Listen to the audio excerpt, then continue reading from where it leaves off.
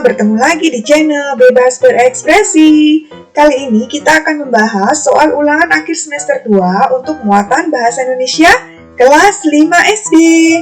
Ya, pada pembahasan kali ini kita akan membagi soal menjadi 3 bagian. Bagian pertama soal pilihan ganda, bagian kedua soal isian, dan yang bagian ketiga soal uraian.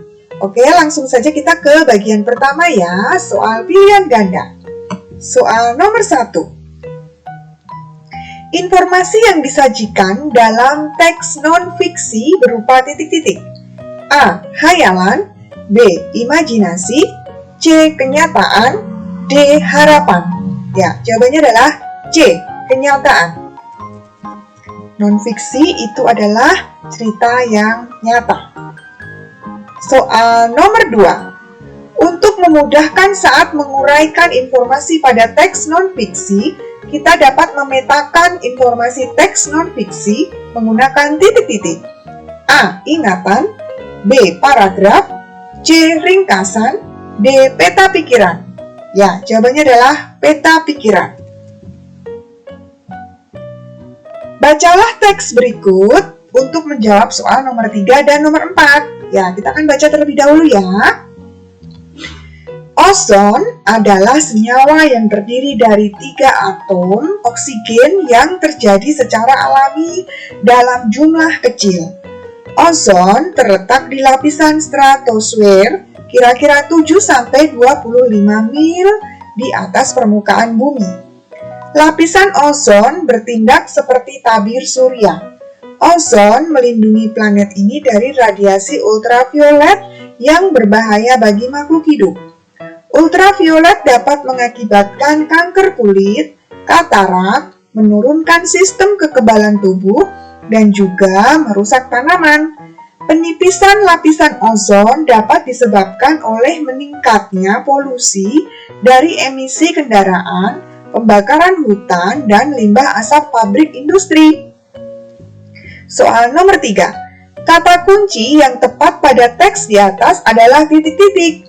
A. Bumi, B. Ozon, C. Polusi, D. Stratosfer.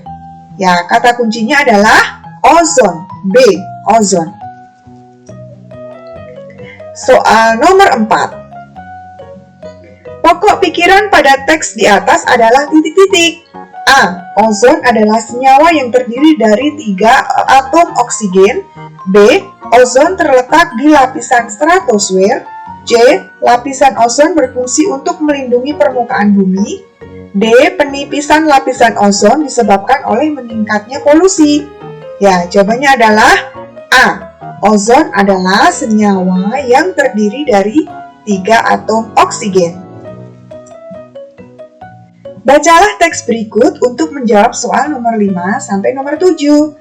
Bulan Agustus 1945 menjadi bulan yang kurang menyenangkan bagi pemerintah Jepang.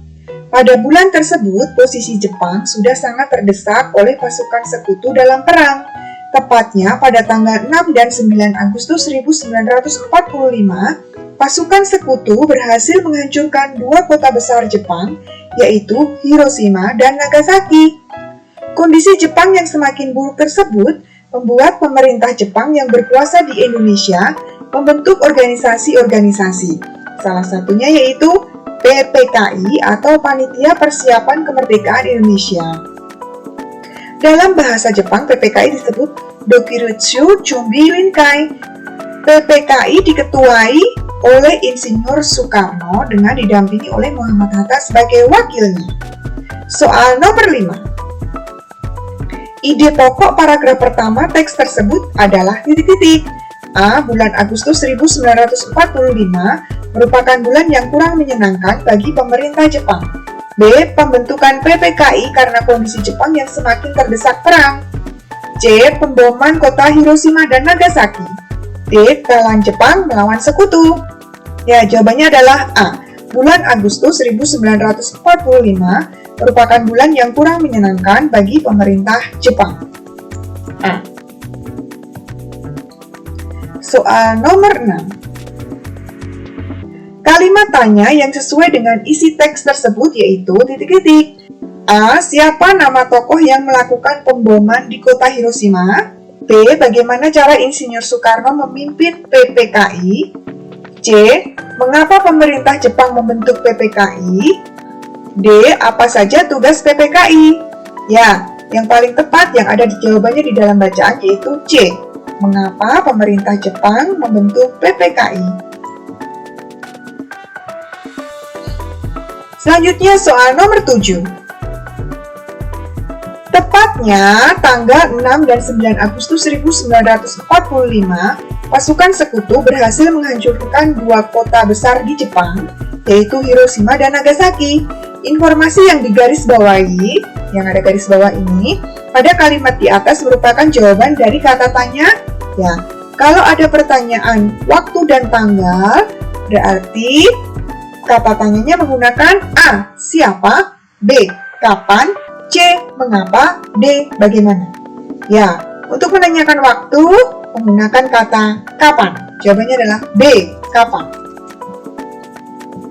Soal nomor 8. Berikut yang termasuk sebagai unsur yang harus terdapat dalam surat tidak resmi adalah titik-titik. A. Lampiran. B. Kop surat. C. Nomor surat. D. Nama pengirim.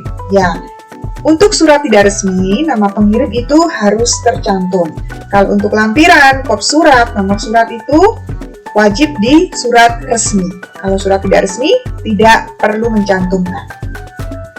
Soal nomor 9. Sebelum membuat rangkuman, kita sebaiknya menentukan titik-titik dalam teks non-fiksi. A. Kalimat pembuka. B. Kalimat penutup. C. Gagasan pokok. D. Kesimpulan teks. Ya, jawabannya adalah C. Gagasan pokok. Jawabannya adalah C. Gagasan pokok. Cermati iklan berikut untuk menjawab soal nomor 10 sampai 11. Ya, di sini ada gambar iklan. Kita menjawab nomor 10 ya. Jenis iklan tersebut adalah iklan titik-titik. A. Undangan. B. Penawaran. C. Permintaan. D. Layanan masyarakat. Ya, jawabannya adalah B. Penawaran. Soal nomor 11. Tujuan pembuatan iklan tersebut yang benar adalah titik-titik. A. Menarik minat masyarakat untuk membeli produk yang ditawarkan. B. Memberikan pelayanan kepada masyarakat untuk konsultasi gratis. C. Meminta masyarakat untuk memaksa anaknya membeli produk dalam iklan. D. Hanya untuk memberikan pengetahuan kepada masyarakat bahwa ada ujian sekolah. Ya, jawabannya adalah A. Menarik minat masyarakat untuk membeli produk yang ditawarkan. Soal nomor 12. Soal nomor 12. Berikut yang termasuk unsur dalam sebuah iklan elektronik dalam media radio adalah titik-titik. A. Disampaikan dengan gambar. B. Menggunakan video animasi. C. Disampaikan dalam bentuk audio. D. Menuliskan nama produk dengan menarik. Jawabannya adalah C. Disampaikan dalam bentuk audio. Ya, kalau dalam media radio hanya suara saja yang disampaikan, tidak perlu gambar, tidak perlu video animasi, dan tidak perlu menuliskan nama produk dengan menarik. Ya, disampaikan dalam bentuk audio. Jawabannya adalah C. Bacalah teks berikut untuk menjawab soal nomor 13 dan 14. Hasil konferensi meja bundar. Berdasarkan hasil konferensi meja bundar, Belanda akan mengakui kedaulatan Indonesia paling lambat pada akhir Desember 1949. Pengakuan kedaulatan Indonesia oleh Belanda dilakukan pada tanggal 27 Desember 1945. Melalui upacara dua tempat, yaitu Belanda dan Jakarta. Di Belanda, penandatanganan pengakuan kedaulatan Indonesia dilakukan di Istana Kedaulatan Belanda. Naskah pengakuan kedaulatan tersebut ditandatangani secara langsung oleh Ratu Belanda, yaitu Ratu Juliana, Perdana Menteri Dr. Willem Drees, Menteri Seberang Lautan Mr. A.M.J. Asosen, dan Muhammad Hatta sebagai perwakilan dari Indonesia. Soal nomor 13. Informasi penting yang disampaikan dalam teks di atas adalah A. Peserta konferensi meja bundar. B. Isi naskah pengakuan kedaulatan Indonesia. C. Tokoh yang terlibat saat pengakuan kedaulatan Indonesia. D. Alamat lengkap tempat penandatanganan naskah pengakuan kedaulatan Indonesia di Yogyakarta. Ya, jawabannya adalah C. Tokoh yang terlibat saat pengakuan kedaulatan Indonesia. Soal nomor 14. Berdasarkan informasi pada teks tersebut, perwakilan dari Indonesia yang menandatangani pengakuan kedaulatan Indonesia di Belanda adalah titik. A. Muhammad Hatta, B. Ratu Juliana, C. Mr. A.N.J.A. Session, D. Sri Sultan Hamengkubuwono ke-9. Ya, jawabannya adalah A. Muhammad Hatta. Soal nomor 15. Iklan berikut yang termasuk iklan media cetak adalah titik-titik. A. Iklan majalah, B. Iklan televisi, C. Iklan radio, D. Iklan elektronik. Ya, jawabannya adalah A. Iklan majalah. Selanjutnya, kita masuk soal bagian 2, yaitu soal isian. Soal nomor 1. Kata-kata yang penting dan sering muncul di dalam teks disebut kata, kata kunci. Ya, kata kunci. Soal nomor 2 dan nomor 3 akan kita jawab setelah kita membaca teks berikut. Musim panas di seluruh dunia kini terasa lebih panas dibandingkan tahun-tahun sebelumnya. Dan akan semakin parah pada akhir abad ini jika polusi karbon terus meningkat. Kondisi ini akan paling terasa di kawasan perkotaan. Selain itu, pertumbuhan penduduk yang pesat dan pemanasan global dapat meningkatkan suhu daerah perkotaan hingga mencapai titik yang membahayakan kesehatan dan perekonomian penduduknya. Soal nomor 2. Pokok pikiran dari teks terletak pada kalimat nomor kalimat nomor 1. Kalimat nomor 1. Soal nomor 3. Arti dari kata polusi dalam paragraf tersebut adalah polusi artinya pencemaran. Pencemaran. Soal nomor 4. Informasi untuk mendorong, membujuk, memberikan pengaruh kepada pembaca agar tertarik pada barang atau jasa yang ditawarkan disebut iklan. Iklan. Soal nomor 5. Iklan bertujuan untuk menawarkan barang atau jasa. Menawarkan barang atau jasa. Soal nomor 6. Iklan terbagi dalam 2 bentuk, yaitu iklan media cetak dan iklan media elektronik. Ya, media cetak dan media elektronik. Cermati surat berikut untuk menjawab soal nomor 7-9. Soal nomor 7. Bagian kop surat terletak pada nomor, kop surat ini adalah nomor 1. Ya, ini namanya kop surat, ini nomor 1. Nomor 1. Soal nomor 8. Pembuat surat undangan tersebut adalah, yang membuat adalah ini, Faisal Kamal MPD atau Ketua Pelaksana Gebyar Seni Sastra. Ya, yang membuat adalah Faisal Kamal MPD atau Ketua Pelaksana Gebyar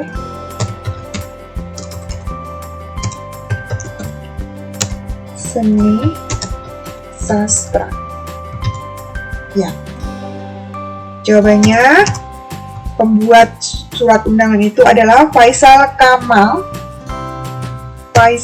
Kamal MPD atau Ketua Pelaksana Gebyar Seni Sastra. Ya, soal nomor 9. Berdasarkan surat tersebut, waktu pelaksanaan Gebyar Seni Sastra dilaksanakan pada hari Jumat dan Sabtu tanggal 19 sampai 20 Januari 2018 ya, Jumat dan Sabtu 19 sampai 20 Januari 2018. Soal nomor 10. Iklan di samping termasuk iklan media? Ya, ini adalah media elektronik. Ya. Media elektronik. Lanjut bagian ketiga yaitu soal uraian. Bacalah teks berikut untuk menjawab soal nomor 1 dan nomor 2. Kita akan baca dulu teksnya ya. Kalor merupakan salah satu bentuk energi yang dapat berpindah dari benda yang bersuhu lebih tinggi ke benda yang suhunya rendah.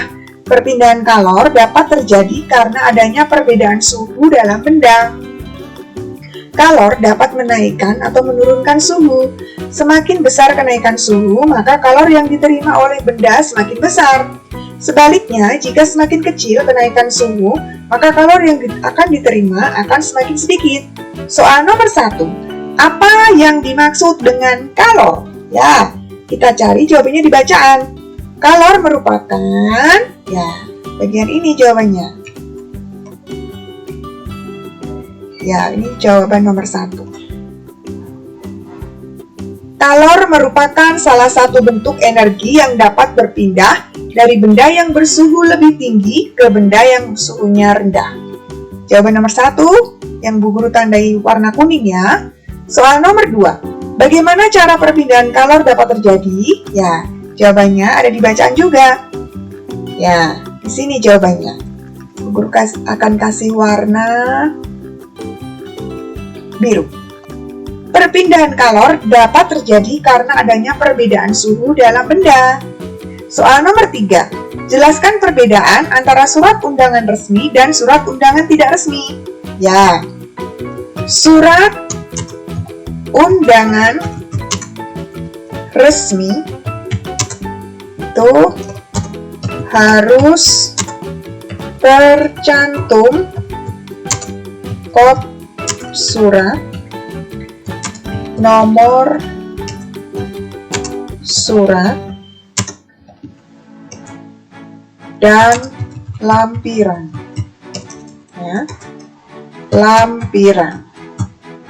Kalau surat undangan tidak resmi, tidak perlu mencantumkan kop surat, nomor surat, dan lampiran. Ya, ini perbedaannya. Perhatikan kutipan gambar dari media cetak di bawah ini untuk menjawab soal nomor 4 dan nomor 5. Soal nomor 4, gambar manakah yang merupakan iklan? Ya, ada gambar A dan ada gambar B. Yang merupakan iklan adalah gambar B. Gambar B. Gambar B ini adalah iklan. Soal nomor 5. Mengapa kamu memilih gambar tersebut? Jelaskan pendapatmu. Ya, gambar A, kita lihat gambar A. Gambar A ini adalah cerita dongeng. Ya, ini bukan iklan. Kalau gambar B ini iklan karena menawarkan, ya, karena gambar B menawarkan buku, ya. Karena gambar B menawarkan buku, berarti itu iklan. Oke, selesai sudah pembahasan soal-soal Bahasa Indonesia kelas 5 SD untuk ulangan akhir semester 2 sudah selesai. Bagian pertama pilihan ganda, bagian kedua isian, bagian ketiga uraian sudah kita selesaikan semua. Terima kasih yang sudah menyimak. Terima kasih yang sudah menonton video ini, semoga bermanfaat ya. Dan sampai ketemu di video selanjutnya. Bye-bye.